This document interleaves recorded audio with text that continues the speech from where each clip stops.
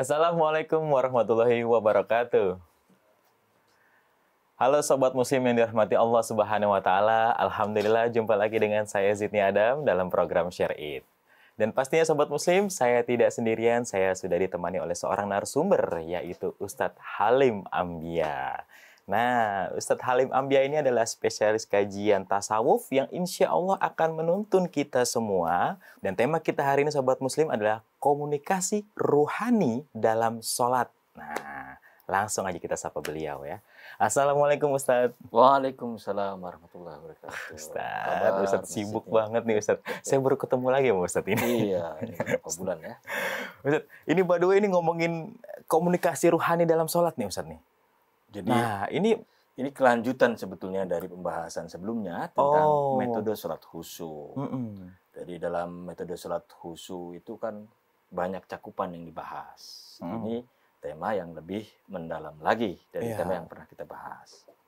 Dan kebetulan saya itu lagi nyusun buku tentang metode sholat khusyuk yang sebetulnya modulnya sudah dipraktikkan terhadap anak pang dan jalanan di pondok. Oh, Masya Allah. Jadi saya buatkan menjadi buku yang bisa dikonsumsi layaknya secara masyarakat umum. Oh, udah jadi Ustadz bukunya? Belum? Proses editing. Proses editing. Oh, berarti udah semua ya Ustadz ya. Materi udah nggak pakai AI ya. Iya, Ustadz. Ustadz, ini maksudnya komunikasi ruhani dalam sholat tuh kita bicara gitu maksudnya atau memang sholat aja gitu atau bagaimana nih Ustadz komunikasi rohani ini? Sholat itu kan bukan hanya berupa wujud penghambaan, bukan hanya wujud doa kepada Allah, tetapi juga bentuk komunikasi ruhani seorang hamba kepada Allah, seorang makhluk kepada Khalik. Dari rangkaian doa-doa yang terdapat dalam bacaan sholat dari mulai takbir sampai salam, sebetulnya merupakan sarana atau media untuk kita berkomunikasi dengan Tuhan. Jadi, mengapa misalnya kita harus membaca Al-Fatihah pada saat di awal kita berdiri, lalu mengapa kita membaca takbir, kita sujud harus membaca doa dan munajat, lalu duduk di antara dua sujud, lalu ada tahiyat, ya, ada tasyahud, membaca sholawat dan salam. Semuanya sebetulnya rangkaian semacam meditasi dinamis, di mana sholat bukan hanya jiwa saja atau raga saja, tetapi jiwa dan raga. Nah, di dalam pelaksanaannya kita mengenal bahwa sholat itu yang kita persembahkan itu khusyuk atau tidak, di dalamnya ada komunikasi ruhani yang sangat personal antara diri kita yang sangat pribadi, yang sangat personal kepada Tuhan. Disinilah yang akan kita bahas. Misalnya, kita dalam sholat membaca Al-Fatihah. Al-Fatihah diawali dengan Bismillah. Bismillahirrahmanirrahim. Alhamdulillahirabbil alamin. Ar-Rahmanirrahim. Kalau kita hanya hafal di mulut, tidak tahu maknanya, ia tidak akan menjadi komunikasi ruhani. Atau mungkin kita ini orang Jawa, orang Sunda, orang Melayu. Tiap hari bertutur dengan bahasa ibu kita. Lalu kita menghadap Allah, zat yang maha dekat. Zat yang lebih dekat daripada urat nadi kita. Menggunakan bahasa asing. Lalu kalau kita barengi makna Al-Fatihah tadi dengan artinya, tetap ada ruang kosong, ingat pecel lele, ingat coto Makassar. Maka dibutuhkan penghayatan. Jadi penghayatan batin ini merupakan komunikasi ruhani kita. Jadi saat kita mengucap secara lisan Bismillahirrahmanirrahim, kalbu kita mengartikan dengan atas nama Allah yang maha pengasih lagi maha penyayang. Lalu penghayatan atas Bismillah tadi adalah getar ruhani yang merupakan penghayatan dari apa yang kita ucapkan secara lisan. Bayangkan, kita misalnya duduk di antara dua sujud. Sebetulnya kan ini kita mengungkapkan proposal kepada Tuhan. Rabbik firli, ampunilah aku, warhamni, sayangilah aku, wajburni, cukupkanlah aku, warfa'ni, tinggikanlah derajatku, warzukni, ya Allah berikanlah aku rezeki, wahdini, tunjukkanlah aku. Kalau itu hanya di mulut saja, nggak nendang, dia nggak menimbulkan getar ruhani yang menjadi komunikasi. Maka getarkan itu dengan pemahaman maknanya, lalu penghayatan dari makna itu, sehingga ia menjadi komunikasi rohaninya. Selama ini kita lalai. Kita tahu bahwa kita ini lagi menghadap Allah, tapi pikiran kemana-mana. Iya, Ustaz. Iya, fokus. Nggak fokus. Nah, ini juga sambungan dari pembahasan metode sholat khusyuk yang saya pernah sampaikan berdasarkan bukunya Imam Al-Ghazali dan Ihya Ulumuddin. Saya pernah menyebutkan persyaratan khusyuk. Untuk jadi khusyuk itu pertama khudurul qalb, menghadirkan kalbu kita. Kita harus menghadirkan kalbu kita bahwa kita sedang menghadap Allah. Lalu juga tafahum, pemahaman makna bacaan sholat dan pemahaman makna gerak filosofi dari sholat yang kita lakukan. Iya. Lalu juga harus punya takzim, pengagungan kepada Allah. Dari takbir pertama sampai kita mau ruku, mau sujud, kan pakai takbir itu. Berarti sholat berisi tentang pengagungan. Tapi pengagungan bagaimana? Apa hanya di lisan saja? Ia tidak akan menjadi komunikasi ruhani kalau ia hanya diucapkan secara lisan. Karena Tuhan tidak bisa didekati dengan hanya panca indera, tapi harus dengan batin, keterlibatan khudurul qalb, keterlibatan batin kita, keterlibatan kalbu kita yang tergetar, yang diproyeksikan kepada Tuhan. Nah, bayangkan tadi saat kita Rabbig firli, ampunilah aku. Boleh jadi di sepersekian detik kita ingat dosa kita. Kan bisa kita getarkan. Sebab memang kecepatan kita, ini pernah dibahas kajian sebelumnya ya. Kecepatan kita mengucapkan secara lisan bisa 1 menit, bisa 150 kata. Tapi kalau kita ucapkan secara batin, dalam 1 menit, bisa 10 kali lipat. Bisa 1.500 kata kita ucapkan. Oh, bisa lebih banyak justru, Ustaz, lebih banyak secara batin. Sekelebat mata itu, wow, kayaknya kalah dia ChatGPT itu. Kalah kecepatannya ya. Sebab inilah maka apa, ada orang sholat, walaupun kita baca sholat, di dalam sholat itu kita baca Al-Fatihah, dibareng dengan artinya, tetap kan ingat pecel lele, ingat coto Makassar, ingat, Karena ininya sih, iya, sujud, karena ada ruang kosong. Iya, tapi ininya gitu. Iya, ada ruang kosong. Karena batinnya tidak diisi oleh penghayatan komunikasi ruhani. Coba getarkan tadi, Rabbig firli, ampuni dosaku. Sebutkan dosa yang kau pernah perbuat. Warham, sayangilah aku. Atau rasakan, hadirkan rasa itu dalam sholat kita. Jadi kita menghadirkan bahwa kita pengen disayang Tuhan. Atau kita bersyukur juga, ya Allah, alhamdulillah, Engkau telah menyayangiku, Engkau menyelamatkanku, Engkau telah menutupi aibku, Engkau telah memudahkan jalanku. Misalnya begitu. Jadi kadang orang melalaikan pokok bahasan ini. Kita hanya terjebak pada pembahasan syariat dan fikihnya saja. Tapi lalai untuk menggali lebih mendalam tentang makna-makna filosofis, makna hikmah dalam rukun, dalam sunnah, dalam sholat. Iya, memang jujur nih Ustaz ya, saya ini terkadang gitu, mungkin Sobat Muslim juga nggak tahu ya, mudah-mudahan sih khusyuk gitu. Bisa dibilang khusyuk, bisa dibilang enggak gitu Ustaz. Jadi terkadang nih kita sholat nih Ustaz nih, karena mungkin kita lagi banyak pikiran, entah itu pekerjaan atau ada masalah gitu. Memang sepersekian detik gitu, itu kadang suka lari gitu Ustaz. Seret gitu, kita lagi bikin sesuatu apa gitu. Bahkan yang tadinya tidak teringat, dalam sholat malah teringat. Iya, jadi mulut sih ngomong nih Ustaz nih. Kita mulut bicara gitu, bacaan sholat. Seperti menghafal aja gitu Ustaz. Nah, seperti yang Ustaz bilang tadi, bahwa hadirkan. Nah, ini saya kayak, oh iya ya gitu. Berarti kita benar-benar harus fokus. Ini pun kita mungkin, pikiran kita juga harus fokus juga kali Ustaz. Betul, ya gitu ya. Salah satu dari kehusyuan adalah fokus tadi. Dua, bahwa akan terjadi itu manusiawi, bahwa saat orang sholat tiba-tiba malah sesuatu yang di luar sholat pada ingat semuanya. Iya. Itu sebetulnya wajar karena kita memasuki dimensinya. Karena di dimensi yang lebih mendalam, kadang segala sesuatu yang tidak teringat menjadi ingat. Iya, betul. Tetapi persoalannya adalah bagaimana mengembalikan kesadaran ingat kepada Tuhan, ingat bahwa kita lagi bertawaju menghadap Allah itu dibalikan lagi.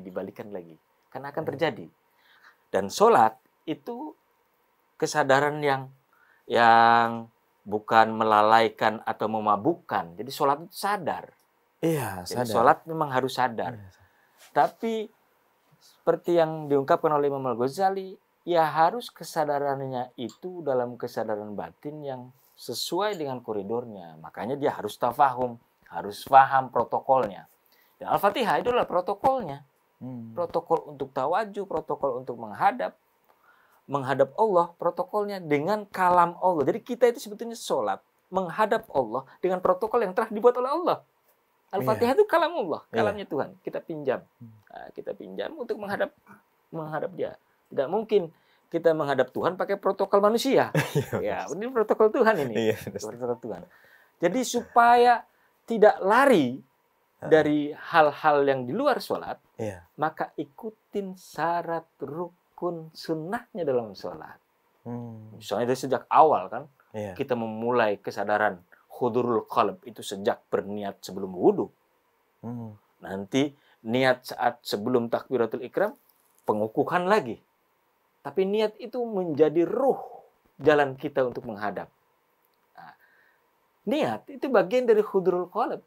Menghadirkan kalbu kita, kesadaran kita bahwa kita lagi mau menghadap. Selama ini kita disibukkan dengan perbedaan fikih. Wah, meributkan misalnya pakai Sayyidina atau tidak pakai Sayyidina. Ini pakai Allahumma ba'id baini atau Allahu Akbar kabiro. Tetapi mereka lalai membicarakan tentang konsep ihsan. Nah, ini yang merupakan kajian dari tasawuf. Konsep ihsan. Ihsan itu anta'budallah ka'annaka tarahu fa'ilam takun tarahu fa'innahu yaroka. Menyembah kepada Allah itu seolah-olah engkau melihatnya. Kalau kau tidak melihatnya, yakinilah bahwa Allah melihatnya. Jadi merasa bahwa kita diawasi oleh Allah. Ini menjadi sangat penting. Merasa GR bahwa kita lagi menghadap Allah. Nggak usah bayangkan memvisualisasikan Tuhan itu seperti apa. Karena Tuhan bukan zat material yang bisa kita bayangkan seperti itu. Bisa salah. Bukan itu. Tapi kesadaran ruhani tentang zat Tuhan yang tidak perlu dibayangkan seperti apa. Ada kesadaran yang perlu ditumbuhkan, dihadirkan dalam sholat kita. Jadi kesadaran ihsan yang mestinya dibahas biar khusyuk. Tapi memang kalau dari niat awalnya tuh kita udah benar, kesannya benar tuh Ustaz ya? Iya, tapi kadang juga godaan muncul di tengah atau di akhir bisa terjadi. Dan protokol tadi artinya syarat rukun sunnah itu menjadi sesuatu yang terus bergulir. Bahwa niat juga tetap harus ditumbuhkan. Dia menjadi kesadaran di tengah atau di akhir. Di awal, di tengah, di akhir, dia menguatkan niat. Gitu. Makanya bacaan dalam gerakan sholat pun berbeda. Bacaan sujud berbeda dengan bacaan ruku. Terus maknanya, makna dari ruku itu, mengapa dia harus menundukkan kepala kita. Yang tadinya tegak, kita berdiri, lalu kemudian kita sujud. Mengapa sujudnya itu 2 kali? Sujud pertama itu apa? Habis duduk di antara 2 sujud, habis sujud lagi. Nah, mestinya pokok bahasan itu sampai pada makna filosofis dari gerakan. Karena sholat bukan hanya rukun bacaan, tapi juga rukun gerak. Misalnya, kita sujud. Sujud yang pertama itu untuk menyadarkan kita bahwa kita berasal dari tanah. Lalu kita dihidupkan. Duduk di antara 2 sujud. Dibalikin lagi. Sujud lagi. Bahwa kita disadarkan bahwa kita akan kembali kepada tanah. Coba kalau rasa itu ada. Rukun dalam sholat, sujud sebagai rukun, itu rukun gerak loh. Bacaan sujudnya sunnah. Bacaan sujudnya sunnah. Kemudian kita juga diperintahkan untuk munajat. Hadis menyebut bahwa sujud adalah tempat dan keadaan terdekat seorang hamba kepada Tuhan, mestinya pokok bahasan kita adalah bagaimana memfokuskan batin kita untuk mengejawantahkan munajat kita sehebat-hebatnya, harapan kita setinggi-tingginya saat kita rendahkan serendah-rendahnya kepala kita. Oh. Tapi kita jarang melakukan itu. Iya. Ustaz ya. Oh, jadi pada saat kita sujud itu memang titik terdekat kita kepada Tuhan ya Ustaz ya. Nah, Iya. harusnya kita bermunajat di situ ya. Bermunajat Ustaz di ya. situ. Bahkan ada hadis yang menyebut bahwa kita tidak boleh membaca ayat Al-Quran dalam sujud itu. Karena itu adalah waktumu untuk munajat. Waktumu untuk meminta. Bacaan sesuai rukun aja, habis itu kita bermunajat gitu Ustaz. Iya. Oh. Jadi bacaan sujud itu sunnah, Pak. Hmm. Subhan rabbil a'la wa bihamdi, subhan Iya. rabbil a'la. Itu sunnah. Oh. Kita nggak baca pun nggak apa-apa. Oh, Masya Allah. Tapi jangan ikutin. Wow. Justru di sini supaya kita itu fokus di samping membaca subhana rabbil a'la wa bihamdi, subhana rabbil a'la wa bihamdi dengan pemahaman maknanya, dengan penghayatan, dengan munajat yang kita ucapkan. Nah, kalau 17 rakaat berarti kita bisa bermunajat sesuatu yang sangat aktual dalam diri kita. Yang bisa berubah-ubah, bisa bertambah, bisa berkurang. Ya nggak? Iya. Munajat kita. Iya. Jadi sholat itu aktual, Iya. dinamis. Selama ini karena kitanya hanya jengkelat-jengklit tanpa makna, kayak burung beo, kayak makhluk asing di depan Tuhannya, Iya. sehingga sholat tidak menggairahkan. Padahal sholat adalah aktualisasi diri kita. Iya. Masya Ngopi Allah. dulu, Pak. Silakan Ustaz. Silakan Ustaz. Tapi Ustaz, kalau seandainya kita bicara masalah bacaan sholat nih Ustaz ya. Oke, itu udah menjadi suatu rukun sholat ya. Nah, bacaan sholat setelah Al-Fatihah nih Ustaz. Kita surat-surat pendek atau surat apapun. Nah, seandainya kita dalam kondisi yang dimana katanya kita mau baca surat Al-Waqiah nih. Oh, surat Al-Waqiah ini kan katanya bisa cepat kaya gitu. Oh, kita kalau mau cepat kaya, Mudahkan rezeki. kita sholatnya baca itulah gitu. Atau pada saat kita lagi menemukan kesulitan nih Ustaz. Kita kalau lagi menemukan kesulitan tuh katanya baca suratnya itu surat Al-Insyirah gitu Ustaz. Alam nasyrah laka sadrak. Gitu. Apakah Ini dalam itu sekali pertanyaannya. apakah itu benar begitu? Boleh gitu? Atau bagaimana? Sangat boleh. Sangat boleh. Bahkan itu dianjurkan. Inilah menurut saya mengapa sholat itu menjadi aktual, menjadi meditasi dinamis.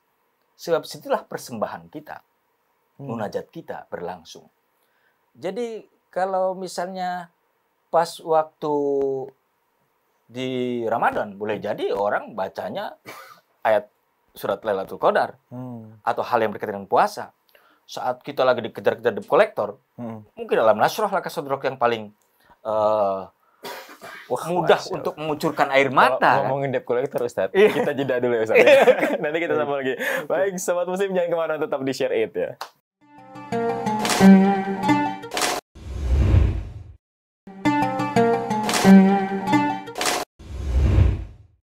Baik, Sobat Muslim, masih bersama saya Zidni Adam dan juga Ustadz Halim Ambia. Nah, Ustadz, yang tadi nih Ustadz nih, apakah boleh kita baca surat untuk sholat ini sesuai dengan kondisi yang lagi kita rasakan nih Ustadz nih? Ya memang itu bagus, malah disunahkan. Disunahkan ya? Saya haji kemarin di Masjid Nabawi, di Masjidil Haram. Mereka, para imam memilih surat-surat pendek dan surat-surat populer. Padahal orang Arab kan tiap hari ngomong bahasa Arab, ngegonya kan bahasa Arab. Tapi dia tidak menunjuk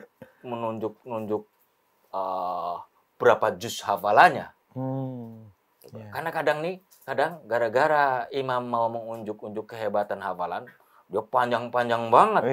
Sehingga kita berhayal saat dengarkan imam baca surat yang tidak populer dan tidak ngerti maknanya. Kan bahaya.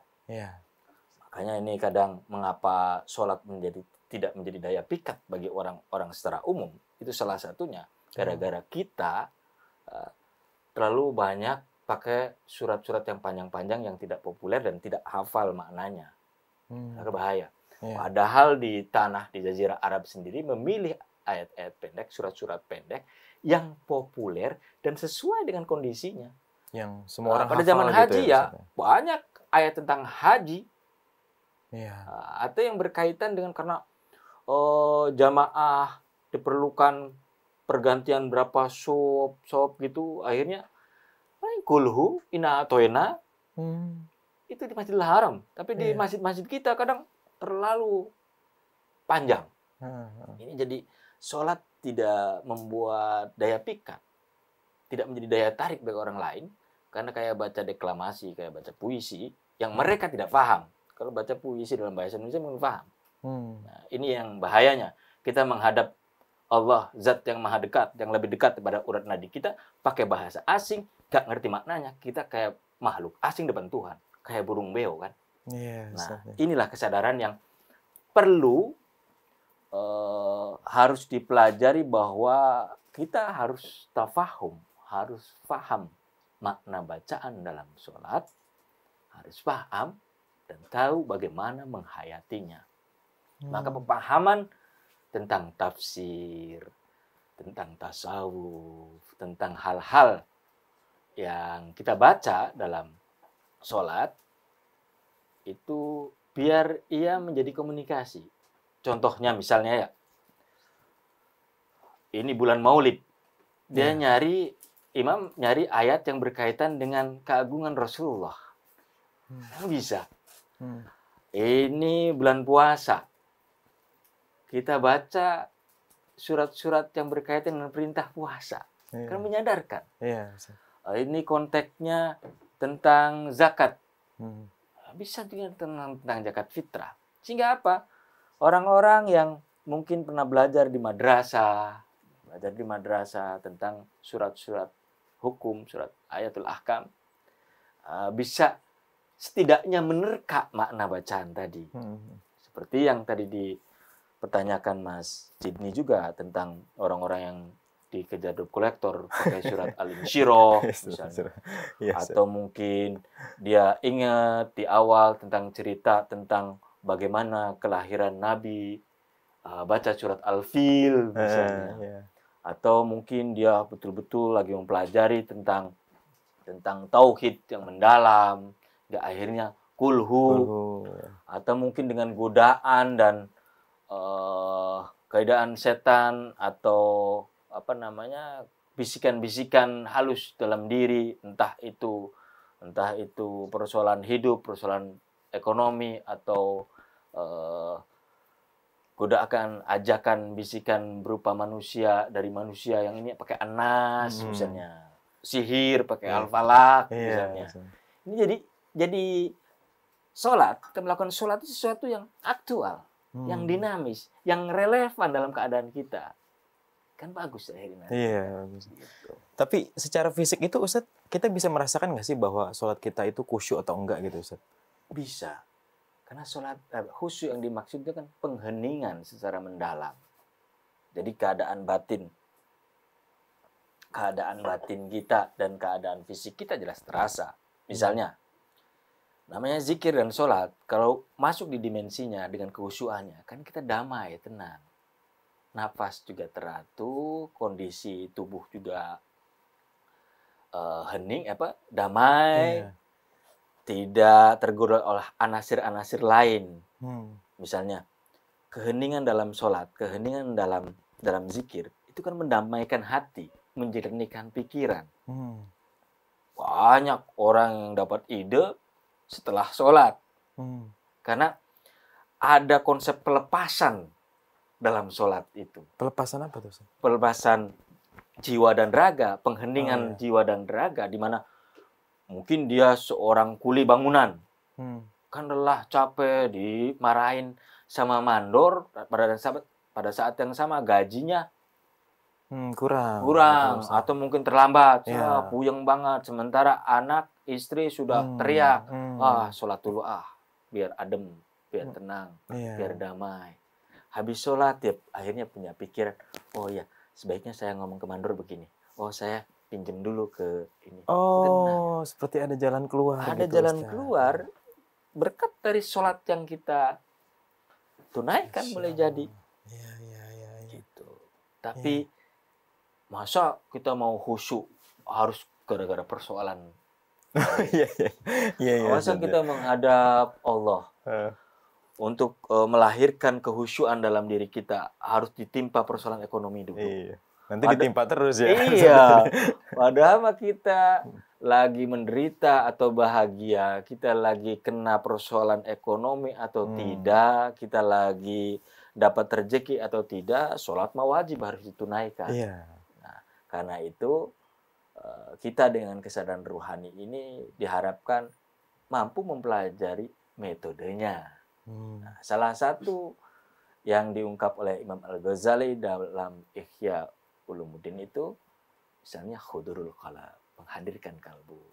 Kedua, tafahum, memahami bacaannya. Lalu takzim, pengagungan kepada Allah. Lalu merasa takut. Takut kepada Allah, takut dan harap. Jadi khauf warroja. Jadi kita takut kepada Allah, tapi takut yang dilahirkan dari rasa pengagungan kita. Pada saat yang sama sebetulnya kita berharap besar kepada sumber dari segala sumber harapan. Jadi kita takut salah, takut dosa, atau takut karena sudah melakukan dosa. Atau juga anti lahir al-haya, rasa malu kita kepada Allah. Jadi sholat itu harus melahirkan rasa-rasa ini. Rasa khauf dan roja, rasa malu kepada Allah, rasa pengagungan kepada Allah. Agar apa nantinya? Bisa melakukan dan merasakan kehadiran Allah dalam diri. Dalam tasawuf dikenal ada istilah muraqabah. Muraqabah. Jadi muraqabah itu secara bahasa sebenarnya adalah saling mengawasi. Tapi secara istilah ini bermakna kondisi atau keadaan batin kita merasa diawasi oleh Allah. Seperti tadi konsep ihsan yang saya maksud. Itu adalah dasarnya. Di dalam muraqabah kita merasa dalam sholat kita, gerak kita dalam sujud, gerak kita dalam ruku, berdiri kita, peralihan gerak sujud pertama dan sujud kedua, semua dilihat Allah, disaksikan oleh Allah. Rasa itu harus dihadirkan. Itu ayat Al-Quran itu sebetulnya. Menyebut bahwa salah satu bentuk muraqabah yang bisa kita rasakan bahwa kita sedang diawasi oleh Allah adalah saat dalam sholat kita. Bahwa Allah melihat, menyaksikan tindak tanduk kita, gerak fisik kita, apalagi gerak batin kita. Coba, kalau dari takbir sampai salam ada kesadaran muraqabah, itu kan keren banget. Iya, pasti kita benar-benar gitu. Benar-benar, nggak usah jangan sampai disaksikan. salah. Iya. Dan apalagi kalau keadaan muraqabah dalam sholat tadi, kita bisa hadirkan di luar waktu sholat. Misalnya, muraqabah tadi ya? Iya. Karena disaksikan sama Allah, saya ngopinya pakai tangan kanan. Tidak berdiri.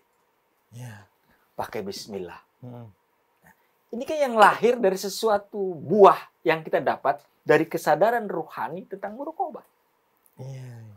Nah, ada 3 muraqabah yang saya kenalkan. Yang mudah. Dalam dunia tasawuf sebetulnya ada Syekh Khatib Sambas menyebut ada 20 muraqabah. Di beberapa thariqah ada yang 7, ada yang 10, macam-macam detailnya. Sebetulnya intinya di 3 hal muraqabah itu. Pertama, muraqabah ahadiyah, muraqabah ma'iyah, dan yang ketiga muraqabah akrabiyah. Muraqabah ahadiyah ini itu sebetulnya kesadaran ruhani bahwa kita adalah makhluk yang sedang diawasi oleh zat yang bernama Allah. Yang tidak bisa dibayangkan seperti apa. Tapi dia esa, dia tunggal. Yang tidak ada sesuatu makhluk pun yang sama dan setara dengan dia. Jadi ini disebut sebagai muraqabah ahadiyah. Jadi sholat kan itu. Bahwa gerak, sikap, tindak tanduk, ucapan kita, doa kita, persembahan yang kita ucapkan, benar-benar diarahkan dengan tekad kesadaran yang penuh bahwa kita sedang menghadap Allah. Zat yang tunggal dan zat yang esa tadi. Yang kedua, muraqabah ma'iyah. Muraqabah ma'iyah. Ma'iyah itu berarti ma'iyah berarti bersamaku, kebersamaan maksudnya. Jadi muraqabah ma'iyah dimaksud adalah kesadaran ruhani kita bahwa kita menghadirkan kalbu dengan tekad yang kuat bahwa Allah sedang bersama kita. Sedang bersama kita. Tapi bersamanya kita bersama dengan Allah itu bukan bersamanya sesuatu dengan sesuatu. Karena Allah bukan sesuatu. Tapi yang lebih gampang analoginya seperti bersamanya air laut dengan asinnya. Air laut dengan asinnya. Ini soal rasa ning rasa. Iya. Bahwa rasa kita ini lagi bersama Allah. Bersama Allah. Sesuatu yang paling mendalam. Getarkan di batinmu bahwa engkau sedang bersamanya. Sholat mestinya sampai pada titik itu. Dari mulai salam. Dari mulai takbir sampai salam. Lalu yang ketiga adalah muraqabah akrabiyah. Muraqabah akrabiyah. Akrab itu artinya dekat. Berarti dalam muraqabah ini kita harus menghadirkan kalbu kita dengan tekad bahwa kita sedang diawasi oleh Allah yang maha dekat. Yang lebih dekat daripada urat nadi kita. Yang lebih dekat dari mata, panca indera, pendengaran atau penglihatan kita. Allah lebih dekat daripada penglihatan kita. Allah lebih dekat dari pendengaran kita. Allah lebih dekat dari indera penciuman. Aqrabu lakum min hablil warid. Lebih dekat dari urat nadimu. Rasakan itu. Ini berarti kedekatan kita dengan Allah bukan seperti kedekatan sesuatu dengan sesuatu. Tapi analogi yang gampang seperti ikan dengan lautan. Ikan tidak asin. Rasakan itu dengan getar rasa ning rasamu dalam sholat. Sehingga enak sholat membaca Al-Fatihah yang nendang. Ingat kerasa semua. Jadi lantunan ucapan Bismillahirrahmanirrahim. Alhamdulillahirabbil alamin. Segala puji bagi Allah Tuhan semesta alam. Bukan hanya di lisan, tapi rasa syukurmu muncul di batin menjadi getar ruhani yang membuncah. Ar-Rahmanir-Rahim. Jadi iyyaka na'budu wa iyyaka nasta'in. Hanya kepadamulah kami menyembah dan hanya kepadamulah kami memohon pertolongan. Rasakan itu dengan getar yang tadi. Karena ahadiyahmu, karena ma'iyahmu, karena akrobiyahmu. Keren gak sholat? Keren sih. Keren sekali. Iya. Cuman, Ustaz, benar-benar. Apa ya, Ustaz ya? Ya, memang nggak mudah sih, Ustaz ya. Tapi memang harus dibiasakan mungkin, Ustaz ya. Agar menjadikan sebuah karakter yang tiap sholat tuh ya nggak main-main gitu. Nggak yang cuman Allahu Akbar. Terus, jadi gimana nggak membiasakan coba? 17 rakaat sehari. Iya. Kebiasaan yang tidak bisa, ya kita harus paksakan. Khusyuk atau tidak khusyuk, ya kita harus paksakan. Iya, kita paksakan karena itu sudah menjadi kewajiban kan. Jadi kita terbiasa nih. Cuman mungkin kita terbiasa hafalan gitu, Ustaz gitu. Nah, untuk menghadirkan yang tadi Ustaz bilang itu, ruhani kita, menghadirkan kita ini menghadap Allah itu mungkin nggak semudah itu, kayak seperti harus dilatih nih kalau kita ini, Ustaz nih. Karena saya baru mendengar ini kan gitu, terus kita masuk, oh iya ya, yaudah kita coba yuk gitu. Oke, pertama kita coba gitu.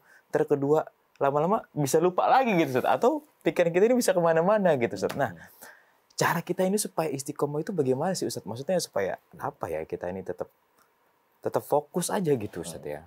Ada nggak sih, Ustaz? Ya, salah satunya dengan membiasakan zikir harian. Zikir harian, Ustaz ya. Jadi orang yang sudah biasa menghadirkan kalbunya setiap hari di luar waktu sholat. Misalnya dia membaca Allahu, Allahu, Allahu, Allah. Atau mungkin membaca sholawat sambil motong-motong bawang, sambil masak. Sudah biasa sholawat. Ingat kepada Tuhannya. Untuk menghadirkan rasa itu di dalam sholatnya. Untuk menutup kekosongan tadi. Kosongan yang jeda yang bisa ingat pecel lele tadi. Itu dengan mudahnya sebetulnya. Karena hati kita sudah hidup. Misalnya ketika iyyaka na'budu wa iyyaka nasta'in, hanya kepadamulah kami menyembah dan hanya kepadamulah kami memohon pertolongan. Kenapa di situ pakai kata kami? Padahal kita sholat sendirian. Kita juga nggak mengubah ayat. Berarti kami yang mana nih? Oh, jiwa dan raga. Oh, seluruh makhluk hidup dari ujung rambut sampai ujung kaki. Ini na'budu, menyembah kepadamu ya Allah. Rasakan tangan, kaki, matamu ikut menyembah. Ya enggak? Wa iyyaka nasta'in. Minta juga agar tangan, kaki, hidung, matamu ikut memohon pertolongan Allah. Jangan-jangan yang menyesatkan kaki kita. Mau pergi ke masjid, belok ke bar. Karena selama ini kita nggak pernah berdialog dengan dengkul kaki kita agar dia mau menyembah kepada Allah. Luput kita. Bisa ya Ustaz ya kita doain ya misalnya kaki kita. Iya harus setiap pertulangan sendi kita perlu sedekah. Kita perlu sedekahkan dengan zikir wirid. Oh, dengan cukup zikir wirid aja gitu Ustaz supaya badan kita ini bisa. Iya, jaga kesehatan juga zikir. Iya sih Ustaz ya. Ustaz, Masya Allah Ustaz. Ustaz, oke nanti kita akan pembahasan lanjut lagi. Kita jeda dulu Ustaz ya. Baik Sobat Muslim, jangan kemana-mana, tetap di Share It ya.